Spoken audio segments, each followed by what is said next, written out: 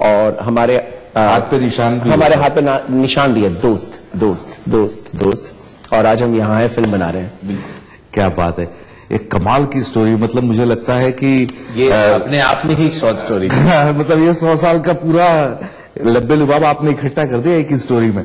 आप अलग अलग स्टाइल के फिल्म मेकिंग के लिए जाने जाते हैं। ये फिल्म बॉम्बे टॉकीज अलग अलग शॉर्ट स्टोरीज से हालांकि बनी है, लेकिन क्या ओवरऑल फिल्म का ट्रीटमेंट है? अगर मैं बात करूं ट्रीटमेंट वाइज, तो ओवरऑल फिल्म की ट्रीटमेंट हो नहीं सकती, क्योंकि ओवरऑल फिल्म ही नहीं है। 4 फिल्में हैं, हर फिल्म की अपनी यूनिक स्टाइल है, अपनी यूनिक ट्रीटमेंट स्टाइल है, अलग कहानी है। 4 जो किरदार हैं इन चारों फिल्मों के, अलग अलग उनकी कहानियां, अलग जर्नीज हैं। लेकिन फिर भी अगर आप एक साथ समेट के ये फिल्म देख लो, जो आप देखोगे एज बॉम्बे टॉकीज, फिर एक किस्म की टोनैलिटी है जो काफी कॉमन है। भावनाओं पे आधारित कहानियां हैं ये, इमोशनल फिल्में हैं, हर फिल्म आपको टच करती है कहीं ना कहीं, मूविंग स्टोरीज हैं, और ह्यूमर भी है उनमें, और फिर भी एक लाइटनेस आ जाती है। और एंड में हर फिल्म का जो अंत होता है, it makes you feel bitter sweet and sad. और उस किस्म की इमोशन नहीं जहां आप फूट फूट के रोने लगोगे, और उस किस्म की इमोशन भी नहीं कि आप हंसने लगोगे और बहुत लाइक पागलों की तरह स्माइल करोगे। आया आया आया मैं हूँ मूवी मदारी, खट्टे मीठे किस्सों की लाया फुलवारी, कैसे सबके सर पे चढ़ी है खुमारी, हर किस्सा है सिनेमा के जादू का।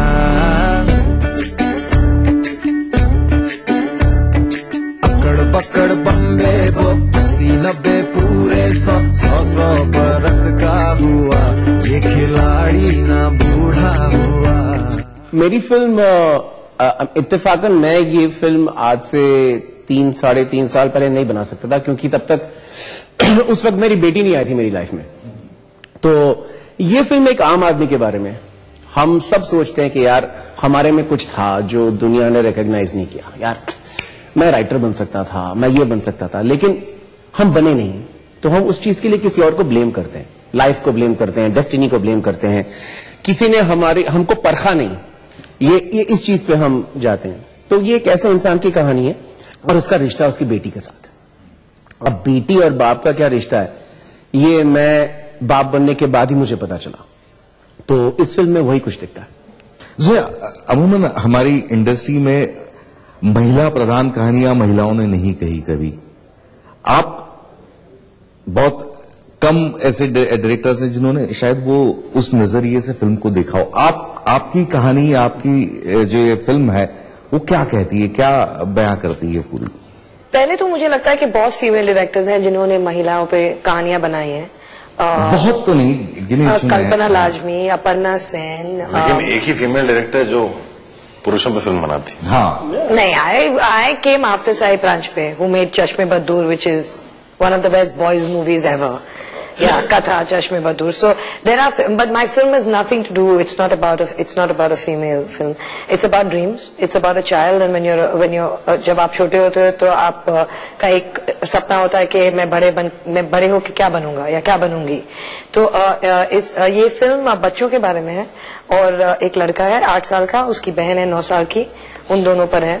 और it's about dreams and it's about क्या उनके जिंदगी में जो एडल्ट्स हैं उन्हें सच्ची देख सकते हैं या नहीं। अकड़ बकड़ बम्बे 80-90 पूरे 100 बरस का हुआ, ये खिलाड़ी ना बूढ़ा हुआ।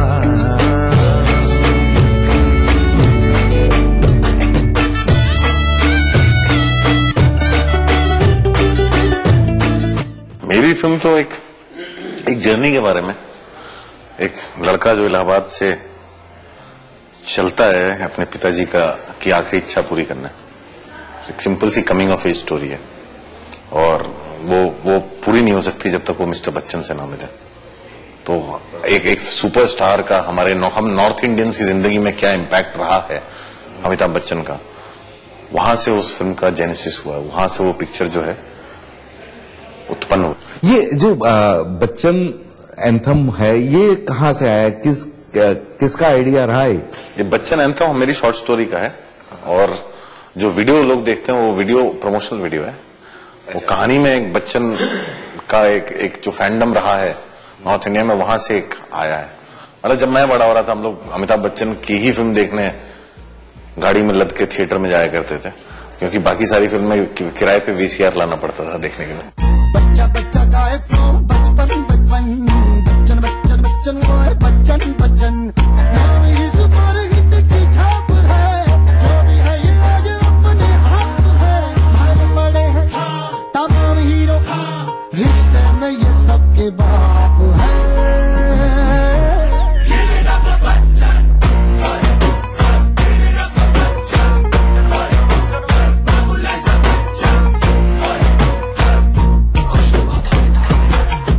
आप सब अपना अपना प्रोडक्शन हाउस भी चलाते हैं साथ, एक यूनिकॉर्न आता है, आप जैसे नामी गिरामी लोग एक दूसरे बैनर के अंडर काम करने के लिए कैसे राजी हो गए? ये एक सवाल लाजमी। आई थिंक इस फिल्म को लेकर किसी ने बिजनेस के बारे में नहीं सोचा। ये फिल्म कहीं ना कहीं हम लोग के किसी एक इमोशन को जोड़कर हम लोग सब जुड़ गए इसके साथ। किसी ने आई डोंट थिंक किसी के मन में ख्याल आया कि कल कोई पिक्चर बिजनेस करेगी तो मुझे क्या मिला क्या नहीं। हम लोग ने सबने एक सीमित बजट में फिल्म बनाई है। मुझे तो नहीं लगता कि ऐसा किसी ने सोचा होगा। हमारे अंदर का जो निर्देशक है उसने पहले हाँ कही और हमने बाकी सब धंधे की बात नहीं सोची, क्योंकि इस फिल्म को उस नजरिए से बनाया भी नहीं गया। इस फिल्म को बनाया गया है कि देखो 100वां साल आ गया है, खत्म होने को आया है, किसी ने कोई पहलकदमी नहीं की, किसी स्टूडियो ने कुछ नहीं किया, किसी सरकारी संस्थान ने कुछ नहीं किया, कोई आइडिया नहीं आया। अब मराठी सिनेमा में बल्कि हुआ एक टूरिंग टॉकीज करके they put up these tents in town. वैसे टेंट्स वहां लगाए और उन्होंने वो बनाया, टिकट देके टेंट के अंदर पिक्चर देखने जाते। लेकिन इंडियन सिनेमा का जो सबसे बड़ा अंश है, हिंदी जमाना रहा था जब ऐसे पिक्चर देखते थे। पूरा प्रीमाइस उन्होंने वैसा डिजाइन किया है, पूरा वैसा डिजाइन किया है टाउन में, बहुत खूबसूरत है। लेकिन हिंदी सिनेमा जो हमारे सिनेमा का सबसे जो पुरजोर अंश है, हिंदी सिनेमा के इतने बड़े बड़े नामी गिरामी प्रोड्यूसर स्टूडियोज और हमारी संस्थान है, किसी ने कुछ नहीं किया। हम 100 साल के सिनेमा की हम बात कर रहे हैं और आप लोग जाहिर तौर पे इंडस्ट्री में है, सिनेमा लवर है। आपकी पसंदीदा फिल्में कौन सी, अगर कहें, जो आपके जहन में रहती है? इट्स डिफिकल्ट, ऐसी बहुत सारी फिल्में हैं, लेकिन जब मैं बचपन में, मेरी उम्र के जो बच्चे हैं वो अलग किस्म की एक्टिविटीज करते थे, कार्टून्स देखते थे, फन फिल्में, एक्शन फिल्में, तब तो ब्रूस ली की फिल्में होती थी, या हिंदी फिल्मों में उनको अमिताभ बच्चन की बड़ी एक्शन फिल्में बहुत अच्छी लगती थी। मैं कोई अजीब किस्म का बच्चा था, तो आई यूज्ड टू लाइक, मुझे गुरुदत्त की फिल्में बहुत अच्छी लगती थी, तो कागज के फूल या प्यासा, राज कपूर की जो पुरानी फिल्में, आवारा, उसके बाद so I like all these kind of films. मैंने फिर बिमल रॉय की सारी फिल्में देखी थी, सुजाता, बंदनी, दो बीघा जमीन। तो मुझे ये फिल्मों से बहुत प्यार हो चुका था, उनकी म्यूजिक से बहुत लगाव होता था। मेरी माँ ये गाने सुना करती थी। कभी कभी स्ट्रेट आई वुड से the next film that I really got influenced by वो थी मासूम। उसके बाद जो मेरे लिए बहुत इंपॉर्टेंट फिल्म है, मेरे करियर के लिए बहुत इंपॉर्टेंट फिल्म है, वो है हम आपके हैं कौन। एक होता है एक फिल्म आप देखते हो और ऐसा लगता है कि आप उस दुनिया में जाना चाहते हो, फिल्में बनाना चाहते हो। आज के दौर में अगर आप हम आपके कौन की बात करें तो द सिनेमा लवर्स और connoisseurs won't give it that kind of love, but I know personally मेरी जो जर्नी शुरू हुई as a film maker started right after Hum Aapke Hain Koun, क्योंकि मुझे लगा कि it was like sunshine, family, tradition, गाने, true blue musical in every sense of the word. तो I would say it was a very important film for me. जब मैं teenager हुआ उस वक्त कुछ फिल्मों का मेरे पे बहुत एक लास्टिंग इफेक्ट हुआ, क्योंकि उस टाइम पे जो भी आप पे इफेक्ट होता है वो सारी जिंदगी रहता है। तो उस टाइम पे बाई चांस मैंने जो फिल्में देखी वो थी शशि कपूर की जुनून, श्याम बेनेगल की निर्देशित जुनून और कलजुग। और मैंने जुनून कलजुग पहले देखी, फिर मैंने वापस जाके मंथन और अंकुर ये सारी फिल्में देखी। सो जुनून, कलजुग, आई वुड से परिंदा, आई would say Mirch Masala, Holi, I would say Bandit Queen. और फिर बैंडिट क्वीन देखने के बाद मतलब मेरे मन में कोई संदेह नहीं रहा कि यार अब बनाओ बनाओ बनाओ, बहुत देर हो गई, तुमने सपने देख लिए, अब फिल्में बना लो। और उसके बाद रिसेंटली जो मैं फिल्में देखता हूं उनमें पिछले 7-8 साल में जिन्होंने मेरे को इन्फ्लुएंस किया वो है मकबूल, हजारों ख्वाहिशें ऐसी और ब्लैक फ्राइडे। और रिसेंटली जो एक फिल्म है शिप ऑफ थिसियस बाय आनंद गांधी, वो भी रिलीज नहीं होगी, बहुत जल्द होगी। इन फिल्मों को देख के मेरे को लगता है कि यार बनाते रहो और कम से कम इनको अपना यार्ड स्टिक मान के इनसे अच्छी बनाने की कोशिश तो करो ही करो। I think the one film that I knew that I'm going to make movies when I saw was Salaam Bombay, Meera Nair's. Yeah. बचपन की जो फिल्में मुझे याद है वो आंधी, कोरा कागज, जंजीर। लेकिन जो फिल्में एक्चुअली मुझे जो इम्पैक्ट की हैं, फिल्म मेकर बाद में, प्यासा मैंने बहुत बाद में देखी, साहिब बीवी और गुलाम मैंने बहुत बाद में देखी, और एक फिल्म थी जो मुझे काफी इम्पैक्ट की थी, वक्त, यश जी की। फिर एक कानून आई थी, कानून, अशोक कुमार, बिया जी, कानून, नया दौर, गंगा जमुना, ये सब फिल्में जिन्होंने मुझे बहुत इम्पैक्ट किया था। फिर राज कपूर की आवारा मेरे को बहुत ज्यादा इम्पैक्ट की थी वो फिल्म, और मेरा नाम जोकर। और काफी बाद में मैंने जो देखी, और यहां पे आने के बाद, बॉम्बे आने के बाद जो फिल्में जिन्होंने एक इम्प्रेशन जमाया, उसमें से सलाम बॉम्बे, बैंडिट क्वीन, राम गोपाल वर्मा की शिवा, सर मैं भूल गया, हाँ, राम गोपाल वर्मा की शिवा, फिल्म मणिरत्नम की जब फिल्म मैंने पहली बार देखी थी, वो क्या नाम है उसका, नायकन। ये सब फिल्मों ने बहुत इम्पैक्ट किया था। परिंदा was another film that had a huge impact on me. Cinema के इन 4 सितारों से बातों का सिलसिला रहेगा यूं ही बरकरार एक छोटे से ब्रेक के बाद।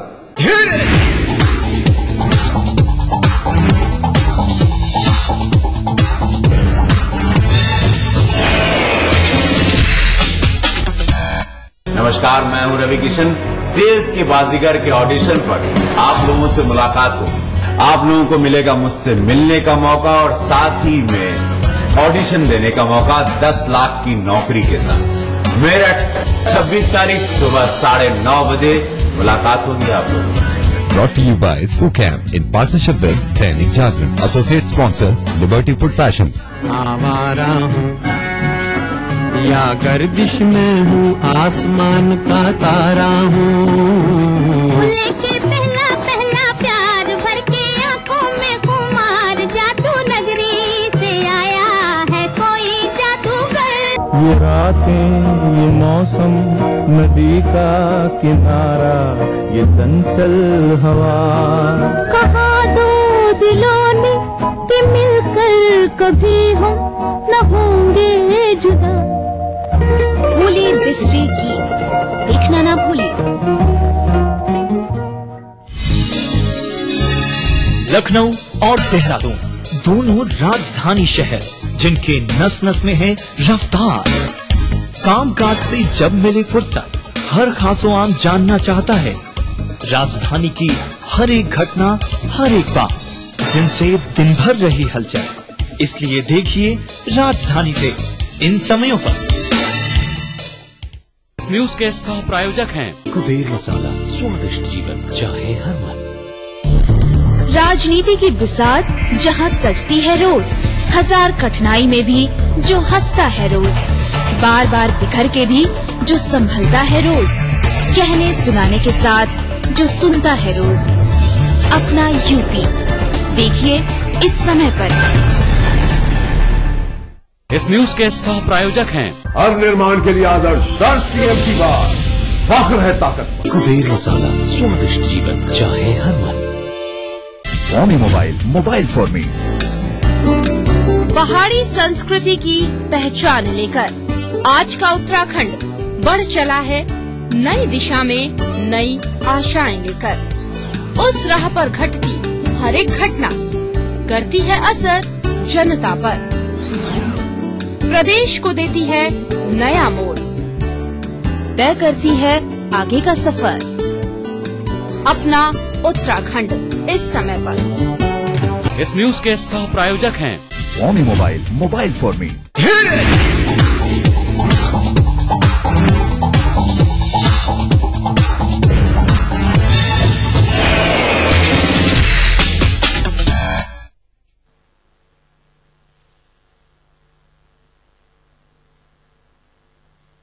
ब्रेक के बाद एक बार फिर से स्वागत है। हमारे साथ है बॉम्बे टॉकीज के सारे निर्देशक। आपका एक बार फिर से स्वागत है। आम जिंदगी में मुझे लगता है इनोसेंस खत्म होते जा रहा है, ऐसे में बहुत मुश्किल है इस तरह के इमोशंस को दिखाए जाना।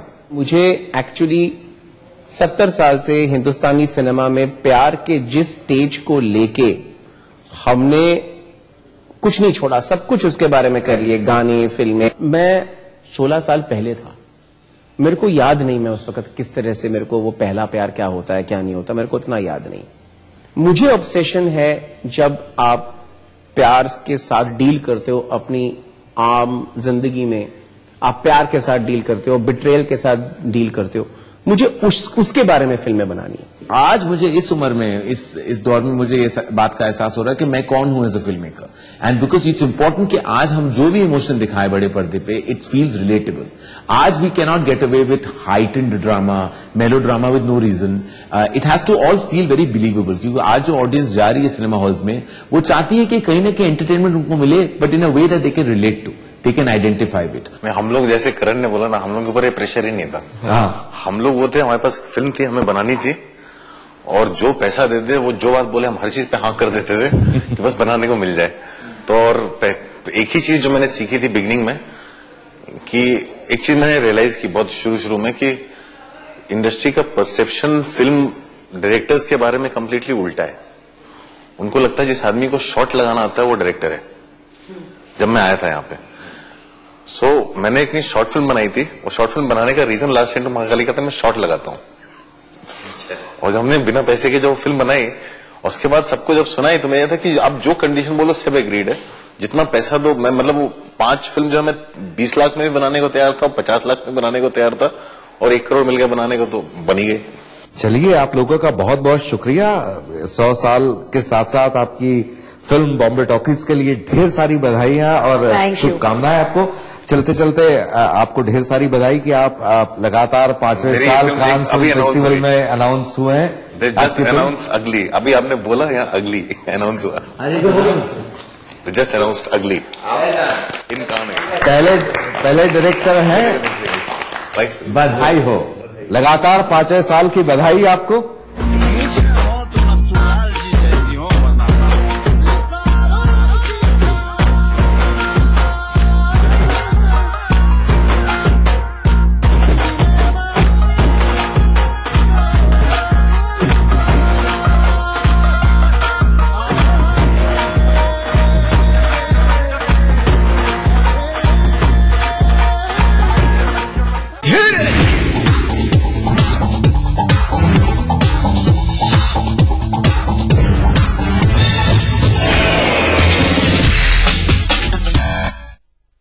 नमस्कार, मैं हूं रवि किशन। सेल्स के बाजीगर के ऑडिशन पर आप लोगों से मुलाकात हो, आप लोगों को मिलेगा मुझसे मिलने का मौका, और साथ ही में ऑडिशन देने का मौका 10 लाख की नौकरी के साथ। मेरठ 26 तारीख सुबह 9:30 बजे मुलाकात होगी आप लोगों से। Brought to you by Sucam in partnership with Dainik Jagran, associate sponsor Liberty Food Fashion। आम खबरों से अलग ऐसी खबर, दमदार है जिसका वजूद, जिसमें हैसियत है लोगों पर बड़े पैमाने में असर करने की, वही खबर है विशेष। देखिए इस समय पर।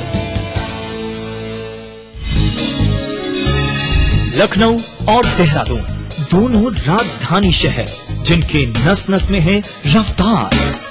कामकाज से जब मिले फुर्सत, हर खासो आम जानना चाहता है राजधानी की हर एक घटना, हर एक बात, जिनसे दिन भर रही हलचल। इसलिए देखिए राजधानी से इन समयों पर।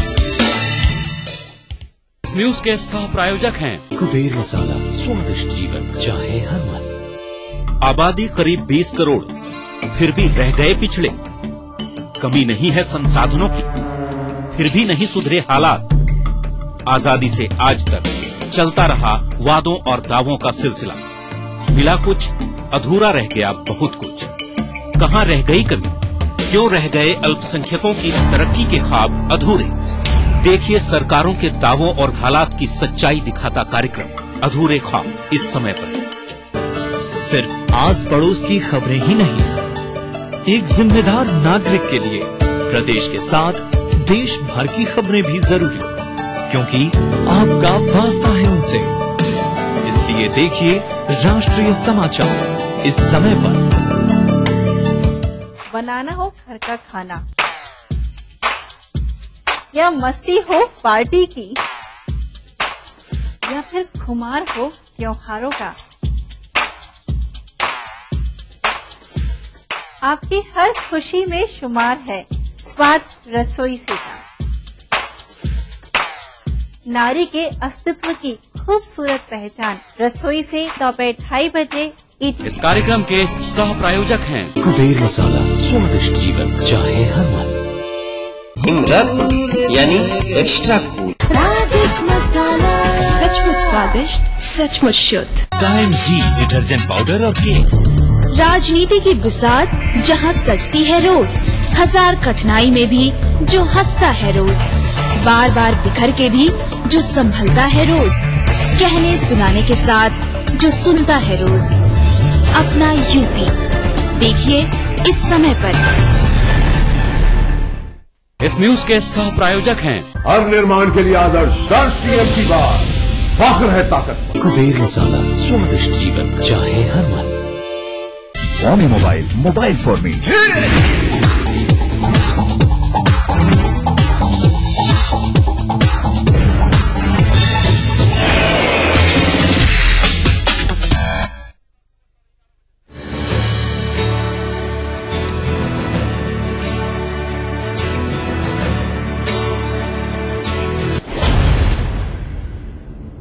मुझमें ही खुजली। ये है बॉलीवुड का मान्या सुरवे। मेरा नाम मुंबई का डॉन। मुंबई जिसके नाम से थर्राती थी। पहली हिंदू गैंग। पहला गैंगस्टर मान्या सुरवे, जो जहां से निकल जाए तो लोगों की सांसें थम जाती थी।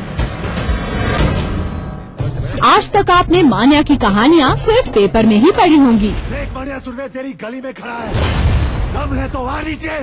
लेकिन अब इनकी कहानी शूट आउट एट वडाला में देखने को मिलेगी।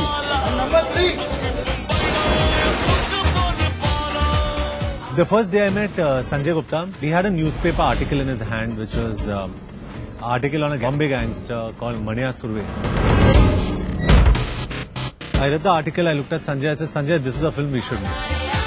ऐसा नहीं कि मुंबई का गैंगस्टर जॉन की तरह ही दिखता था, लेकिन जॉन को जब इस फिल्म में लिया गया तो उनको यकीन नहीं था कि वो ये रोल ठीक से कर पाएंगे या नहीं।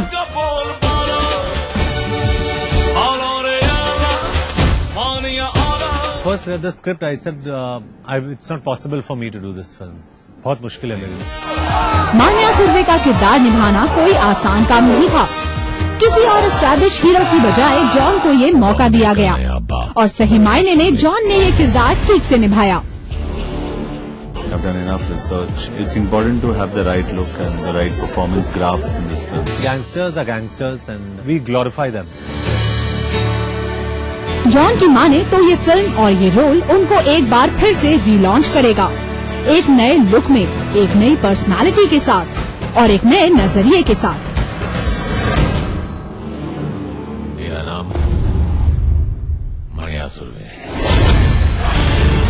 अब अपनी गैंग खुद बनाऊंगा, मुंबई की पहली हिंदू गैंग।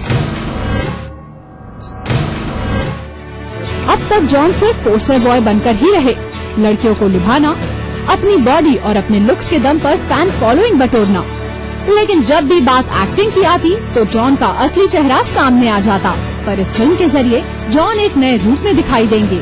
माथे पर तिलक, हाथ में कलावा, सूती कुर्ता, मुझमें ही खुजली थी। ना ग्लैमर ना डिजाइनर कपड़े। मेरा नाम। अब देखना ये है कि जॉन के इस नए जन्म को लोग कितना पसंद करते हैं, या फिर यहाँ भी दूसरी फिल्मों की तरह ये सिर्फ पोस्टर बॉय बनकर ही ना रह जाएं।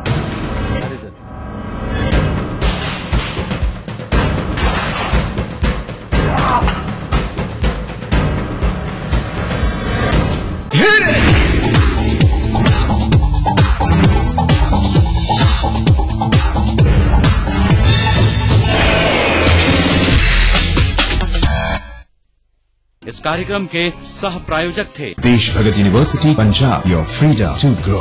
देखिए ईटीवी उत्तर प्रदेश उत्तराखंड सभी डीटीएच प्लेटफॉर्म पर, डिश टीवी पर चैनल नंबर 823, एयरटेल पर चैनल नंबर 289, टाटा स्काई पर चैनल नंबर 163, बिग टीवी पर चैनल नंबर 416, वीडियोकॉन पर चैनल नंबर 782। देखिए आपका अपना चैनल। पीवीसी, दुनिया को है जिस पे भरोसा। हमारा टीवी प्रोग्राम ग्लोबल इंडिया जोड़ेगा आपको पूरी दुनिया से आपकी अपनी भाषा में। ईटीवी के दर्शकों के लिए बीबीसी के मजे हुए रिपोर्टर डालेंगे खबरों में जान। ग्लोब के हर सिरे से लाएंगे जिंदगी का सच। टीवी स्क्रीन पर उभरेगी हर रोज बनते बदलते भारत की पूरी तस्वीर। आपके जीवन से जुड़े संसार भर के समाचार, राजनीति से टेक्नोलॉजी तक। मैं रूपा झा लेकर आऊंगी ग्लोबल इंडिया ईटीवी पर।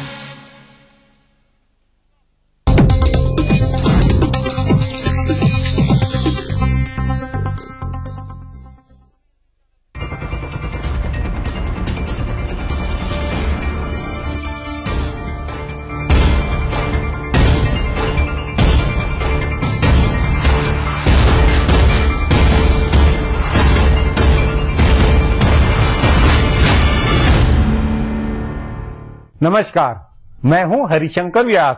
सेंट्रल हॉल में आपका स्वागत है। दिल्ली से देश की राजनीति को बूझने वाले नेताओं व पत्रकारों में ये थीसिस जोर पकड़ रही है कि जैसे अन्ना हजारे फ्लॉप हुए वैसे नरेंद्र मोदी भी होंगे। नरेंद्र मोदी लंबे नहीं चल सकते हैं। दिल्ली में राजनीति और सत्ता का जो अघोषित प्रतिष्ठान है उसे नरेंद्र मोदी नहीं पच रहे हैं।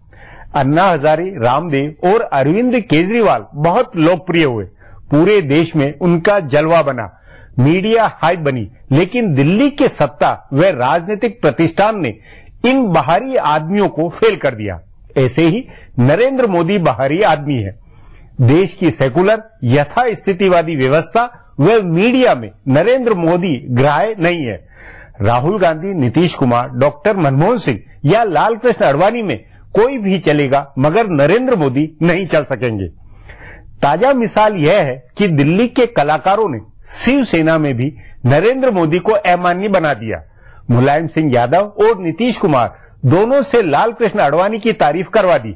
ऐसे ही डॉक्टर मनमोहन सिंह, राहुल गांधी या पी चिदम्बरम स्वीकार्य बन जाएंगे, लेकिन नरेंद्र मोदी नहीं। सवाल है यह थीसिस कितनी दमदार है, यही आज चर्चा का विषय है। पर इससे पहले सुर्खियां, राजकाज और गपशप है।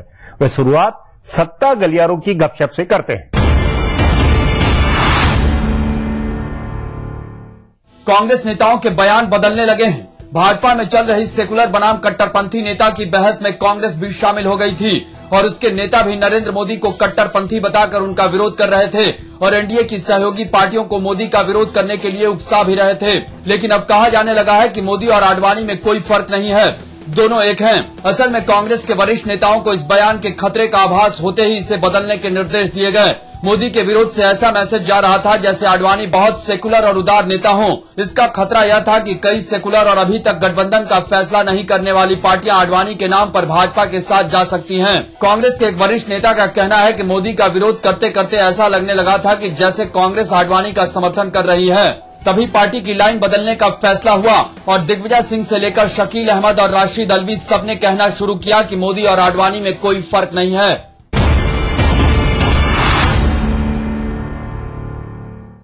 इस बार कहां का नेता प्रधानमंत्री बनेगा? सबसे ज्यादा पीएम देने वाले उत्तर प्रदेश से कोई बनेगा या गुजरात से बनेगा या महाराष्ट्र का खाता खुलेगा या फिर दक्षिण भारत का कोई नेता प्रधानमंत्री का पद संभालेंगे? इस बार पीएम पद का असली मुकाबला गुजरात बनाम उत्तर प्रदेश का माना जा रहा है। गुजरात से दो नेता पीएम पद के दावेदार हैं, लाल कृष्ण आडवाणी और नरेंद्र मोदी। बीजेपी के नेतृत्व में एनडीए की सरकार बनने की स्थिति में मोदी या आडवाणी सबसे प्रबल दावेदार होंगे। इनके मुकाबले उत्तर प्रदेश की दावेदारी बेहद सशक्त मानी जा रही है।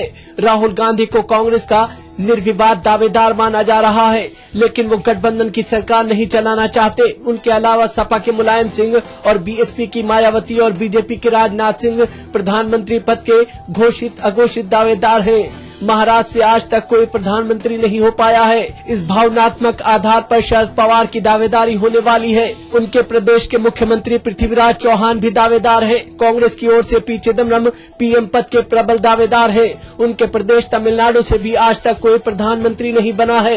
इसी तरह बिहार से नीतीश कुमार और मध्य प्रदेश से दिग्विजय सिंह व शिवराज सिंह चौहान भी दावेदार बताए जा रहे हैं। शीला दीक्षित, अरुण जेटली और सुषमा स्वराज की वजह से दिल्ली हरियाणा की भी दावेदारी है।